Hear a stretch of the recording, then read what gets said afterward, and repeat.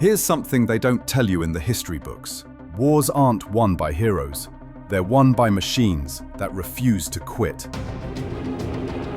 Picture the spring of 1945, and a sleek black bomber is carving through Bavarian skies like fate itself. Below sits Obersalzberg, Hitler's private playground, his mountain fortress where he'd once played host to the world's leaders back when people still pretended he was civilized. Above, 33 feet of bomb bay doors are about to yawn open like the jaws of justice. This isn't just another raid. This is the moment when one extraordinary aircraft delivered the final knockout punch to Nazi Germany's last, desperate dream. The Avro Lancaster, born from disaster, raised in Britain's darkest hour, and matured into the most lethal bomber the world had ever seen. This is the story of that machine and how it stopped Hitler's final attack before it could even begin. Let me tell you about the worst bomber Britain ever built. The Avro Lancaster, a twin-engine death trap that killed more of its crews than Jerry ever managed. Roy Chadwick knew it. Every morning, he'd arrive at his Manchester office to find another telegram, another crew lost, another failure chalked up to his design. Outside his window, the city still smoldered from the previous night's Luftwaffe visit. Inside, Chadwick was slowly going mad with guilt. But sometimes, the best ideas come from the worst disasters. Staring at his failed Manchester design one sleepless night in 1940, Chadwick had what can only be called a moment of inspired lunacy. What if he kept the fuselage but stretched those wings, added 2 more engines, turned his disaster into something bigger? On paper, it looked impossible. 4 engines, more weight, more complexity. Everything that could go wrong multiplied by 2. But on January 9th, 1941, something magical happened. Test pilot Captain Harry Sam Brown climbed into that prototype, fired up 4 Marlins, and felt the aircraft practically leap off the runway. "What?" he radioed down, banking over the Pennines. "She flies like she was born to it." Below, Roy Chadwick finally allowed himself to smile. His failure had just become Britain's salvation. Combat is the ultimate test of any machine. Pretty blueprints mean nothing when German fighters are diving out of the sun with cannons blazing. The Lancaster's baptism of fire came on April 17, 1942, and it was brutal. 12 brand new bombers, led by squadron leader John Nettleton, are heading straight into the lion's den, Augsburg, deep in southern Germany. Their target? The MAN factory, churning out engines for German U-boats. Half the submarine threat in the Atlantic traced back to this one building. Destroy it, and you'd cripple the wolf pack strangling Britain's lifelines. But here's the catch. They had to do it in broad daylight, at treetop height, with no fighter escort for the final 400 miles. It was either genius or suicide, probably both. The Lancasters screamed across occupied France, so low that farmers could see the pilots' faces. When German fighters finally spotted them, the slaughter began immediately. 3 bombers fell in flames before they even crossed into Germany. At the factory, flak guns opened up like deadly fireworks. The remaining Lancasters swept in at 50 feet, so low they had to pull up to avoid the factory smokestacks. Bombs erupted across the target. The U-boat engine production line became a crater. Mission accomplished. Cost? 7 aircraft lost, 49 young men dead or captured. Nettleton limped home in a shot-up Lancaster, held together by willpower and prayer. But the raid proved something crucial. This bomber could reach targets that others couldn't touch, even when the odds were impossible. Everyone talks about the Dambusters as if it was some kind of glorious victory. Newsreels, movies, legends. Here's what they don't tell you. It was barely controlled chaos, held together by extraordinary flying and ridiculous courage. May 16th, 1943. 19 Lancasters, each one butchered and rebuilt to carry Barnes-Wallis's spinning drum of destruction, the bouncing bomb, a weapon so bizarre it seemed like something from a Jules Verne novel. These weren't normal bombers anymore. Bomb bay doors ripped out, special release gear bolted in, spotlights mounted underneath to judge height in pitch darkness. Wing Commander Guy Gibson led them into the night, knowing that precision meant everything.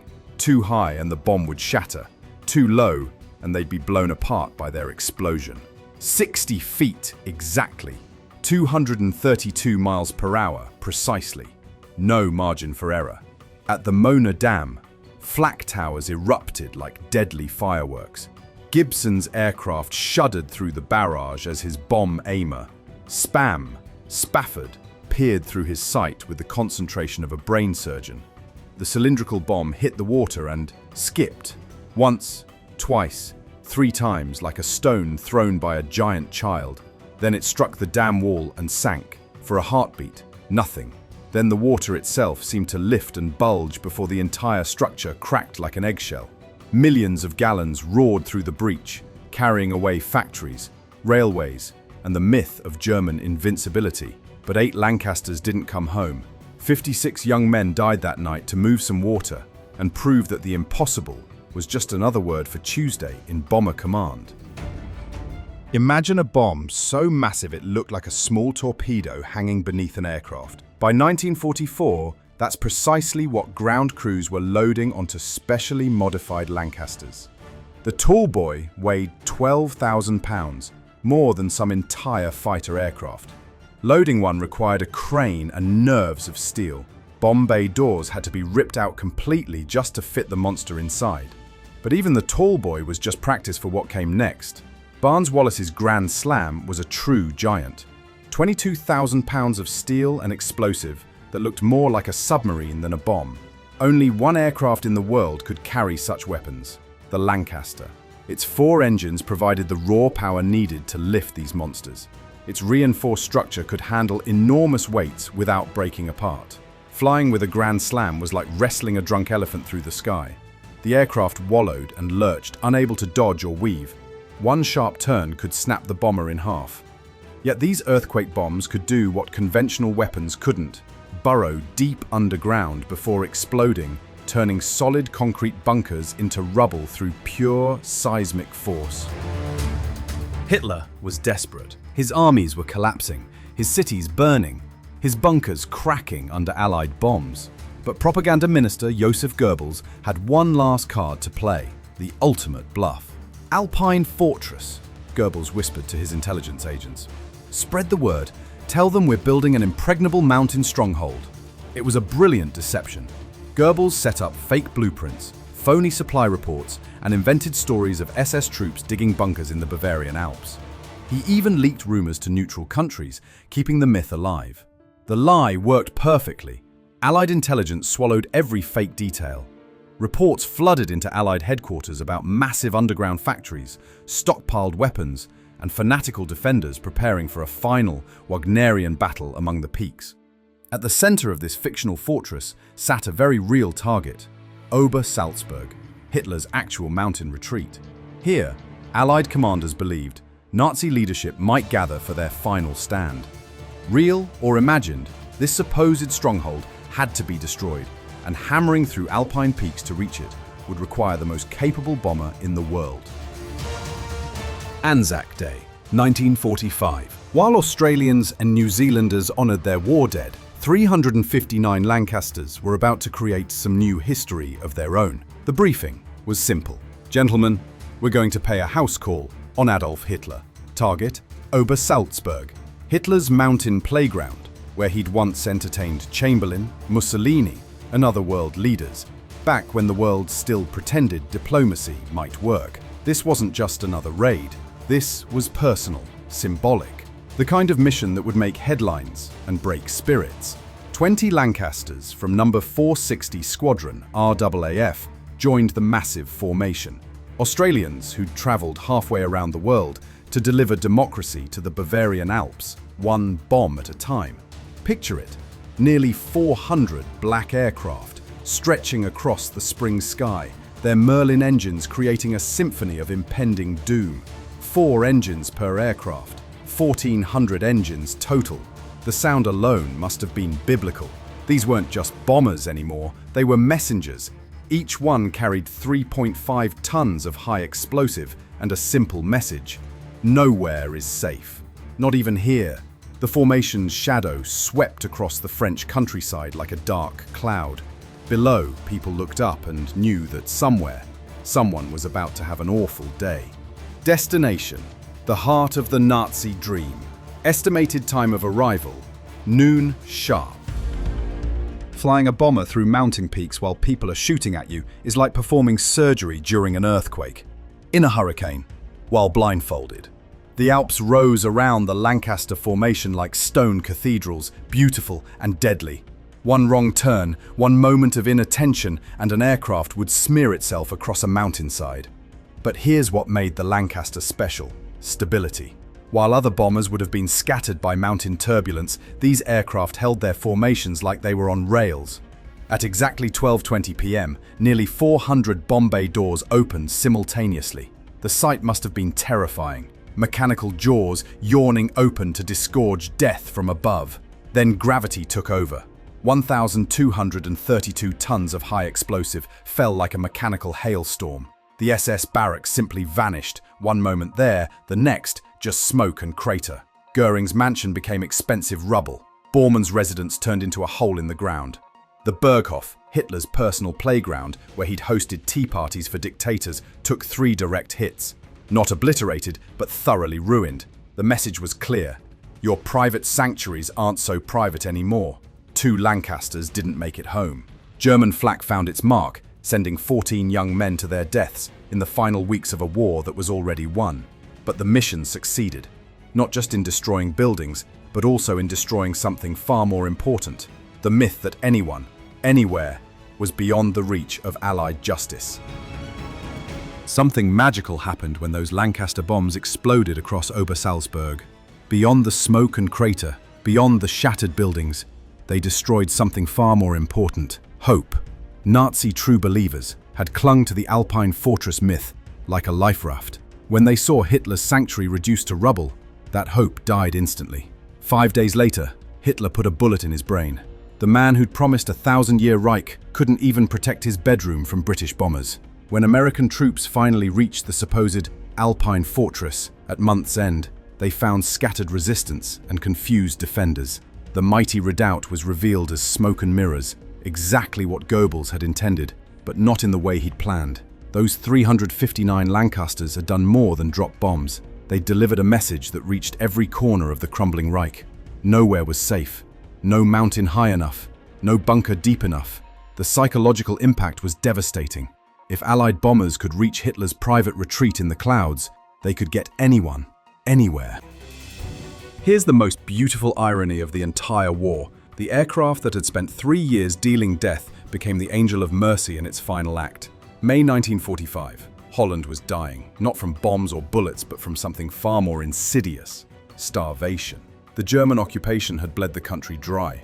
People were eating tulip bulbs, boiling leather, and consuming anything that might contain a single calorie. Then came Operation Manna, and suddenly those black Lancasters that had terrified Europe were dropping bread instead of bombs. Picture this. The same bomb bay that had once carried Grand Slams now carried sacks of flour. The same release mechanisms that had delivered earthquake bombs were dropping chocolate bars and tins of meat. Flying at 500 feet over Amsterdam, so low you could see individual faces, Lancaster crews watched thousands of Dutch civilians flood into the streets. People who hadn't smiled in years were dancing, crying, waving anything they could find. The contrast was almost surreal. Aircraft designed to incinerate cities were now feeding the hungry. Wings that had carried destruction were carrying hope. In 8 days, these converted bombers dropped 6,672 tons of food to the starving Dutch.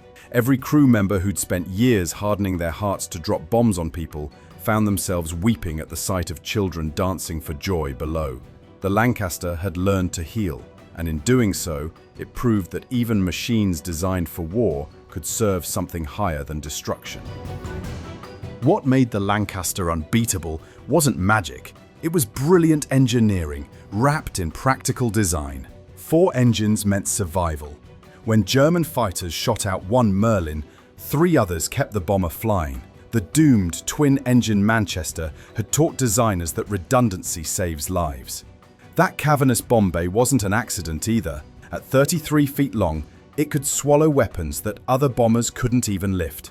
Standard bombs, bouncing bombs, earthquake monsters. The Lancaster carried them all. But the real secret? This bomber forgave mistakes. Novice pilots didn't die learning to fly it. Veterans didn't crash after one bad landing. While Spitfire pilots needed superhuman reflexes just to survive, Lancaster crews could focus on their actual job, getting to the target and back home alive. The wide-set landing gear kept wobbly pilots upright on rough airfields. The frame, built like a steel basket, could absorb punishment that would crumple other aircraft. Most importantly, you didn't need to be an ace to master a Lancaster. Flight schools could train ordinary men to fly extraordinary missions. And when the bombs started falling, that made all the difference. Every night brought new challenges, and the Lancaster adapted, like a boxer learning new moves between rounds. Germans jamming your radio, the Lancaster sprouted new antennas like metal flowers. Flak getting deadlier, electronic jammers appeared in the belly, confusing German radar operators who suddenly couldn't tell a bomber from a flock of geese. Barnes-Wallis didn't design his earthquake bombs in a vacuum.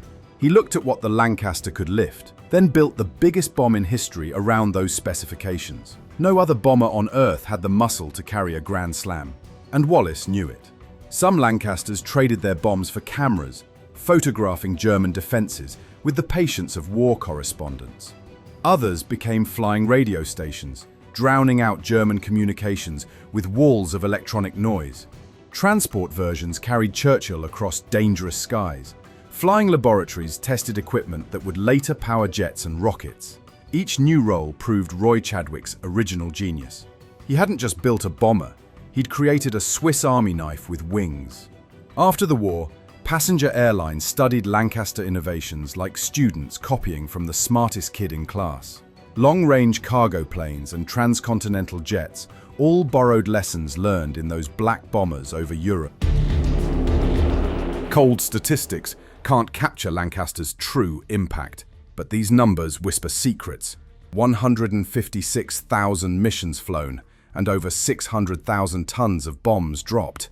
A war-winning performance written in smoke and thunder. Now comes the hard truth. 3,249 Lancasters were lost out of 7,377 built, nearly half destroyed. Each loss meant 7 highly trained airmen who might never see home again. But look deeper. Those exact numbers tell a different story. Thousands of crews who might have died in inferior bombers lived to see victory. The Lancaster's forgiving nature meant more families got their sons back alive. American B-17s and B-24s, higher loss rates while carrying smaller bomb loads. German bombers couldn't even reach British targets without devastating losses.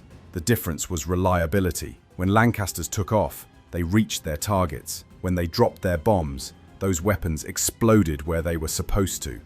When they turned for home, more crews made it back to breakfast than anyone had dared hope. By 1945, this remarkable bomber had become Britain's ace in the hole, proving that sometimes the best weapon isn't the flashiest, it's the one that works when everything else fails.